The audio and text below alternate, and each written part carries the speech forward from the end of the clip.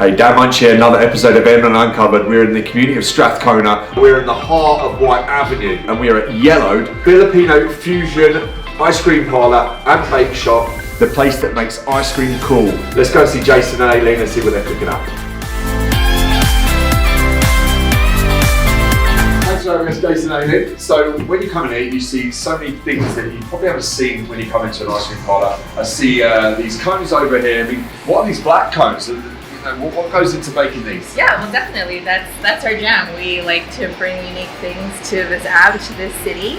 One of the first things we brought were our black cones. Essentially, they are just a vanilla fresh baked cone, and we add a little bit of color, touch of charcoal in there in the beginning, and that's what makes them different.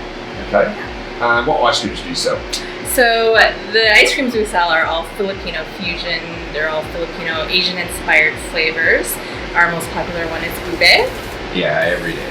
Whether it's minus 30 or plus 30, ube outsells every ice cream every single day. It's the only flavor that we don't rotate every 2 weeks. So we rotate 3 of our flavors, and ube stays every day. And then what goes into making ube? So yeah, ube actually takes a lot of purple yam. We just cooked down our purple yam, so I wish I had some to show you. But we go through about 100 pounds a week of purple yams, and my dad actually comes in at 6 a.m. and he cooks it down for us. And and then we mix it into our dairy base, which is essentially just milk, milk, sugar, and whipping cream, and a couple stabilizers, and then it goes into the machine, and you get ube ice cream. And there's a funny story about your purple yams. Yeah, they we get them from anywhere that we can, for sure. So we've been fortunate enough to have people in the community, such as Brian and Allison's No Frills just down the road.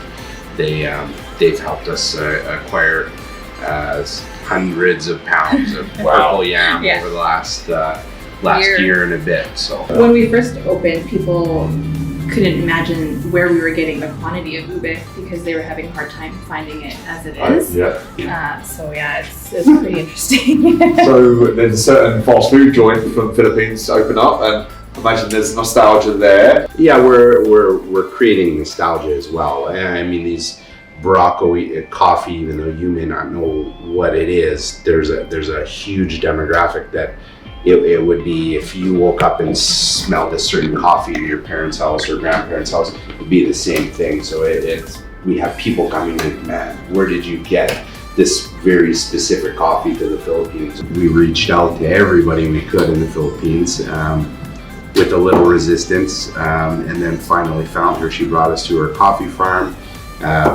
We got to walk through her coffee fields. We got fresh beans. We brought them back here. We got them roasted locally by Battlegrounds Coffee in Leduc, or in Devon, sorry. And yeah, we turned it into an ice cream. Our affogatos are actually made with that as well. And when you come in, you see these amazing baked goods. So how do you come up with the baked goods? Do you cook them in-house? We do, yeah. We do bake everything in-house here. I like to give all the ice cream credit to Jason here. So all the ice cream flavors, that comes from this brain here.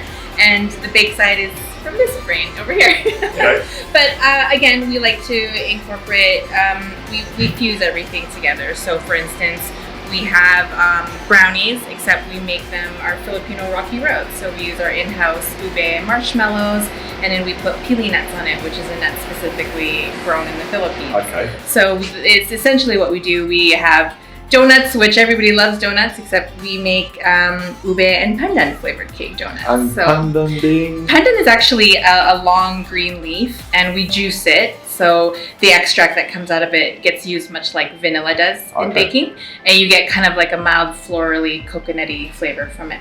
Okay. And what are these? These look very native to yes, these are our ensaimadas. They're probably one of the more traditional things we do. We don't like to do a whole lot of traditional baked goods and whatnot, but you can't go wrong with this. It's just essentially a Filipino brioche bun, brushed with butter and dipped in sugar. Yeah, and this is same. I wouldn't have thought that there's the same sort of like thing when Filipinos come here. Their eyes light up. I haven't had this. Clue. Yeah, we had no clue. It was actually a huge surprise to us when we opened. Our original demographic was not Filipino. We wanted to introduce Filipino flavors to people who Yeah. hadn't had it before. but they came in and they would come in with their families, and now on Sundays they come in with their groups of cousins and their grandparents, and they always say it reminds them of home, and it's probably the best compliment we've ever For gotten. sure. Yeah, Great to see you're so community driven. For sure. yeah, for sure. And then for anyone who says, well, I'm not going to eat ice cream on a freezing day, what would you say to these people? What would you serve them? Yeah. We have a lot of different options to serve them. We have Yeah. actually some hot and cold items. Okay. We just launched something pretty neat and unique. Yeah, we just launched hot ice cream. So essentially any of the flavors that you've become accustomed to that we provide, we can turn it into a hot ice cream. So Okay. it's It's good to go. delicious.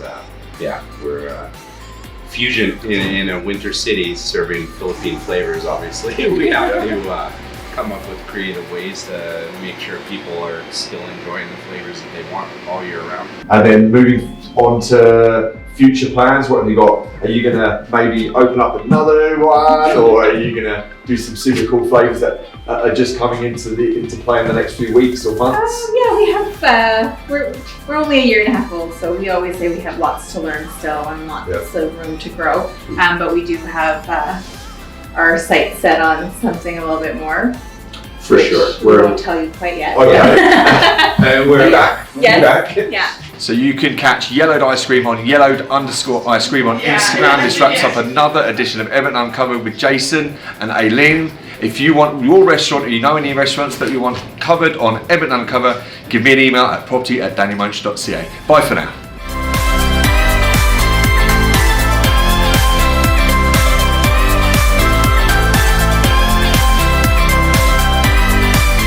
Even though it doesn't sound good, it's very